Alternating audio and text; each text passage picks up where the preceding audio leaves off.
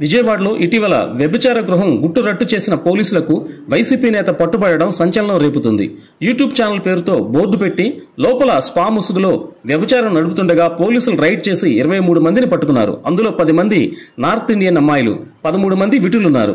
అయితే ఈ 10 మందిలో ఏపీ ఎస్టీ కమిషన్ మాజీ సభ్యుడు వడిచ్చ శంకర్ నాయక్ సైతం అడ్డంగా బుక్ అయ్యారు. ఈ మేరకు వ్యభిచార గృహంపై పోలీసులు దాడి చేయగానే కొంతమంది పారిపోయే ప్రయత్నం చేయగా పోలీసులు పట్టుకున్నారు. అయితే వైసీపీ నేత శంకర్ నాయక్ మాత్రం తప్పించుకునే వీలు లేక మంచం కిందకు దూరిపోయాడు. అయితే రూమ్లో పోలీసులకు ఒకే మహిళ కనిపించడంతో అనుమానం వచ్చి బాత్రూమ్స్, కబోర్డ్స్ వెతికారు. చివరికి అనుమానం వచ్చి బెడ్ కింద టార్చ్ లైట్ కొట్టగా శంకర్ నాయక్ నక్కి మొహం దాచుకుంటూ కనిపించాడు. వెంటనే పోలీసులు అతన్ని చేయి పట్టి బయటికి లాగారు. అప్పటికే చెమటలు పట్టిన శంకర్ ముఖం తుడుచుకుంటూ పక్కకు వెళ్లిపోయాడు. ఇందుకు సంబంధించిన వీడియో వైరల్ అవుతుండగా టీడీపీ నేతలు తీవ్ర విమర్శలు గుప్పిస్తున్నారు. వైసీపీ నేతల రాసలీల భాగవతం బయటపడుతుందంటూ కామెంట్లు చేస్తున్నారు.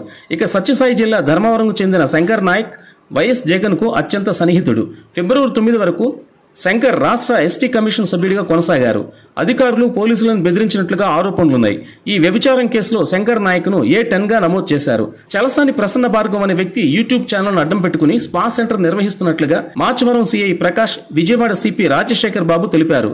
స్థానికులు ఇచ్చిన సమాచారంతో వెటర్నరీ కాలనీ సర్వీస్ రోడ్లో స్టూడియో 9 స్పాపై సిబ్బందితో కలిసి రైడ్ చేసి యూట్యూబ్ ఛానల్ ముసుగులో స్పా సెంటర్ నిర్వహిస్తున్న వ్యక్తులను గుర్తించారు పోలీసులు. 10 మంది మహిళలు, 13 మంది విట్లను అదుపులోకి తీసుకున్నట్లుగా తెలిపారు వారు. మహిళలంతా హిమాచల్ ప్రదేశ్, ఉత్తరప్రదేశ్ రాష్ట్రాలకు చెందిన వారిగా గుర్తించినట్లు పోలీసులు వెల్లడించారు.